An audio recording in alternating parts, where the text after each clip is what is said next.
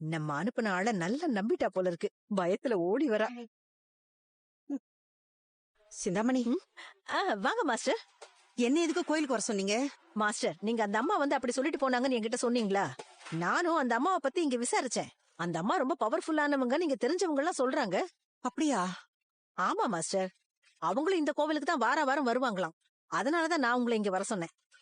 நிஜமாவே அவங்க சொல்றத நம்பலாமா வேண்டாமான்னு நாமளும் பார்த்துதானே ஊர்ஜிதப்படுத்திக்க முடியும். ஆமா சிந்தாமணி, ஒருவேளை அவங்க சொல்றது உண்மையா இல்லாம பொய்யா இருந்தா கூட எனக்கு கொஞ்சம் நிம்மதியா இருக்கும். அது எப்படி நான் உன்னை நிம்மதியா இருக்க விட்டுருவேன்? அதனாலதான் மாஸ்டர் நான் உங்களை இங்க வர சொன்னேன். அவங்கள பத்தி தெரிஞ்சுக்குவோம், அதுக்கப்புறம் நாம ஒரு முடிவுக்கு வரலாம். வாங்க மாஸ்டர் போலாம். வாங்க. நைட்டு பூரா எனக்கு தூக்கமே இல்ல சிந்தாமணி. அவங்க சொன்னதையே நினைச்சு பயந்துகிட்டே இருந்தேன். பயப்படாதீங்க மாஸ்டர், முதல்ல என்னன்னு தெரிஞ்சுக்குவோம். நாமளும் ஒருத்தர் மேல அபாண்டமா பழிய போடக்கூடாதுல்ல.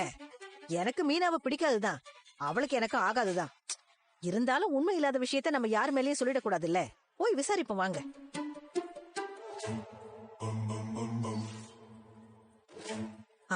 மாஸ்டர் அங்க பாருங்க.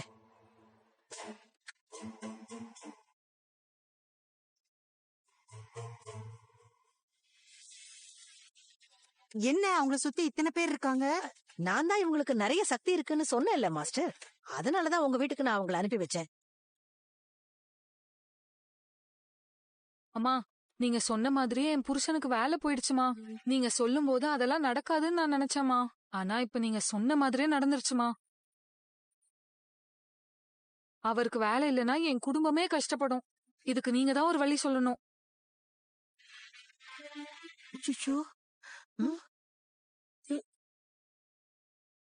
தினமும் இந்த கோயிலுக்கு வந்து அம்மனுக்கு விளக்கேத்து. சரிங்கம்மா. இருண்டு போன அந்த வாழ்க்கைய அந்த அம்மா வெளிச்சமாக்கிடுவா. அப்படியே செய்யறமா.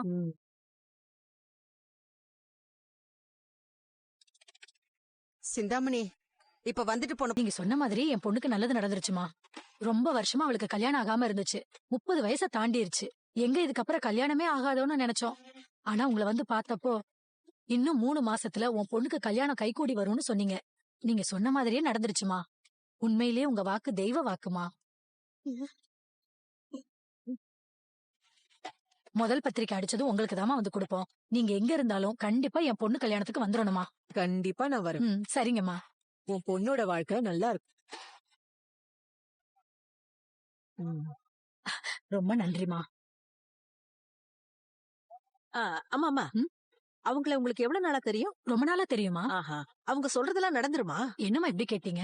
அவங்க சொன்ன அந்த சாமியே வந்து சொன்ன மாதிரி. ஓஹோ.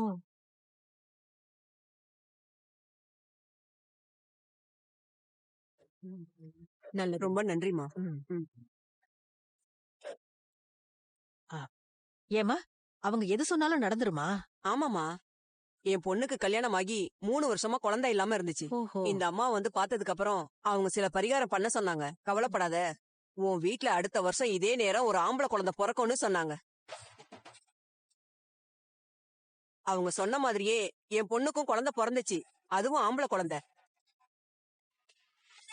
அவங்க சாதாரணமா எதையும் சொல்ல மாட்டாங்கம்மா. என்ன நடக்க போகுதோ அத சரியா கணிச்சு சொல்லுவாங்க. அவங்க சொல்லி இது வரைக்கும் எதுவும் நடக்காம இருந்தது கிடையாது. நீங்களே நம்பி போய் கும்பிடுங்க, எல்லாம் நல்லதாவே நடக்கும். சரிம்மா. நான் வரமா.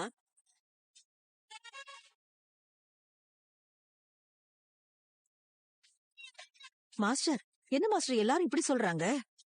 அப்போ நிஜமாவே அவங்க சொல்றதெல்லாம் நடக்குதா? கேட்கவே எனக்கு பயமா இருக்கு மாஸ்டர். எதுவுமே நடக்காம இத்தனை பேர் எப்படி மாஸ்டர் சொல்லுவாங்க? கண்டிப்பா இவங்க கிட்ட ஏதோ ஒரு சக்தி இருக்குன்னு எனக்கு தோணுது மாஸ்டர். எனக்கு ஒரு மாதிரி படபடன்னு வருது சிந்தாமணி. ஐயோ மாஸ்டர், மாஸ்டர் எதுக்கும் இன்னும் கொஞ்சம் பேரை விசாரிக்கலாம் மாஸ்டர். ஒரு நிமிஷம், அந்த அம்மாவை பத்தி எல்லாரும் நல்ல விதமா சொல்றாங்களே, அவங்க சொல்றதெல்லாம் நடக்குமா? கண்டிப்பா நடக்குமா. அவங்க சொல்லி இது வரைக்கும் எதுவும் நடக்காம இருந்ததே இல்ல. என்ன ஒண்ணு, அவங்க வாயில இருந்து நல்ல வார்த்தை வரணும்னு வேண்டிக்கணும். ஏதாவது கெட்டது நடக்கும்னு சொல்லிட்டாங்கன்னா கண்டிப்பா அதுவும் நடக்கும்.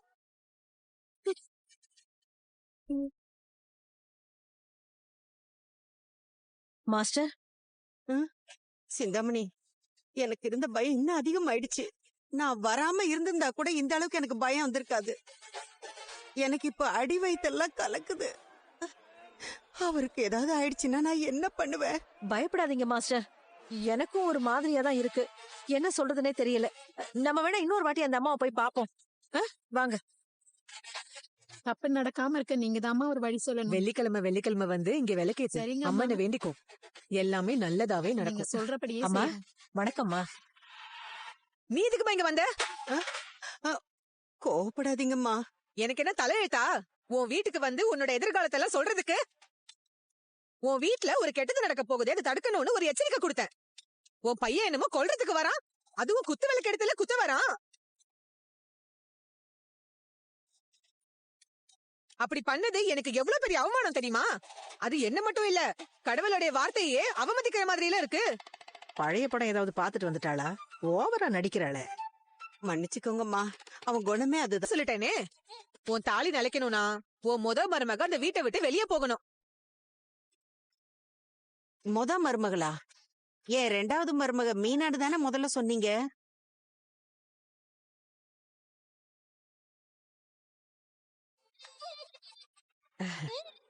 மாஸ்டர், மீனா தானே மருமகளா முதல்ல உங்க வீட்டுக்கு வந்தா, அத சொல்றாங்கன்னு நினைக்கிறேன்.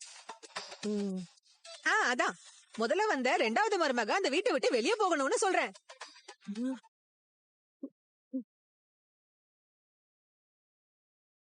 சரிங்க, நான் அனுப்பிடுறேன். சரின்னு கேட்டுட்டு அமைதியா இருந்துராத.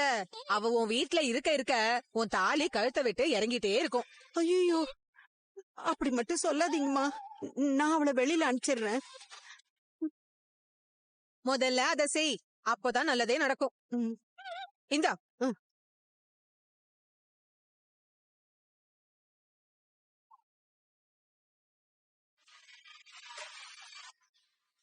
மா, எப்படி என் நடிப்பு? ஆமா, கொஞ்சம் விட்டுருந்தா அப்படியே உளறி இருப்பேன். என்னம்மா, அதான் சமாளிச்சிட்டலமா? ஆமா ஆமா, நல்லா சமாளிச்ச போ. இந்தா, இது உனக்கு. உன்கிட்ட அருள் வாங்க கேட்ட மாதிரி நடிச்சாங்கல்ல, அவங்களுக்கு. அவங்க எல்லாருக்கும் இது பிரிச்சு கொடுத்துரு.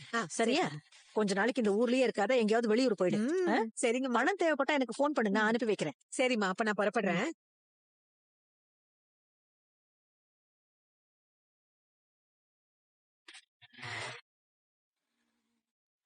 சத்யா. சீதா, ஹாஸ்பிடலுக்கு போலியா? இல்லம்மா, எனக்கு தலைவலியா இருந்துச்சு, லீவ் போட்டேன். இப்போ மாப்பிள்ளை எப்படி இருக்காரு? சரியாயிட்டாரா? ஏமா திடீர்னு அப்படி கேக்குற? இல்லடி, அவர் அம்மா இறந்த கவலையிலேயே இருந்தார்ல, இப்ப கொஞ்சம் சரியாயிடுச்சா? அதான் கேட்டேன். இப்ப கொஞ்சம் பரவாயில்ல, ரெகுலரா வேலைக்கும் போறாரு. நீயும் ஆளு ரொம்ப டல்லா இருக்க. ஆமா சீதா, நீயும் வெயிட் குறைஞ்சிட்டே போற. சுகர் வந்துச்சா என்ன உனக்கு? சும்மா இருடா. சீதா, நீ சரியா சாப்பிடுறியா இல்லையா? அதெல்லாம் நான் நல்லதாமா சாப்பிடுறேன். நைட்டு சரியா தூங்கல, அதான். எனக்கு மட்டும் புத்தி சொல்றல்ல, நீ சரியா சாப்பிட்டு தூங்கணும்ல. இப்ப உன் மாமியாரும் இல்ல, மாப்பிள்ளைய நீ தானே பாத்துக்கணும்.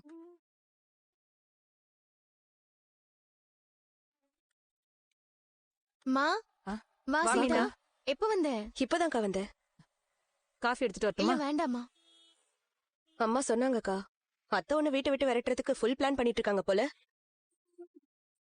உன்னால மாமாக்கு ஆபத்துன்னு சொல்லிட்டு இருக்காங்களா? அவங்க வேணும்னே பண்ற மாதிரி இருக்கு எனக்கு. டேய், அப்படியெல்லாம் ஒண்ணும் இல்லடா. அவங்க அந்த சாமியார் அம்மா சொன்னதை நினைச்சு ரொம்ப பயப்படுறாங்க. நான் அந்த வீட்ல இருந்தா மாமாக்கு ஏதாவது ஆயிடுமோன்னு நினைக்கிறாங்க. உனக்கு மட்டும் எங்க இருந்துதான் இப்படிப்பட்ட பிரச்சனை எல்லாம் கிளம்பி வருதோ எனக்கு புரியலடி. மாமா என்னக்கா சொல்றாரு? அவர் இதுக்கெல்லாம் ஒத்துக்க மாட்டாரு. ஆமாடா, ஆனா அந்த சாமியார் அம்மா வேற எதை பத்தி சொல்லியிருந்தாலும் நான் பயப்பட மாட்டேன். ஆனா அவங்க மாமாக்கு ஆபத்து வரும்னு சொன்னதால எனக்கே இப்ப அந்த வீட்ல இருக்க ரொம்ப பயமா இருக்கு. அப்படிலாம் பயப்படாதடி, உனக்கு எல்லாமே நல்லதா தான் நடக்கும். யாருக்கும் எந்த கெடுதலும் வராது. அக்கா, வந்த சாமியார் ஏதாவது ஃபேக்கான ஆளா இருக்கலாம்ல?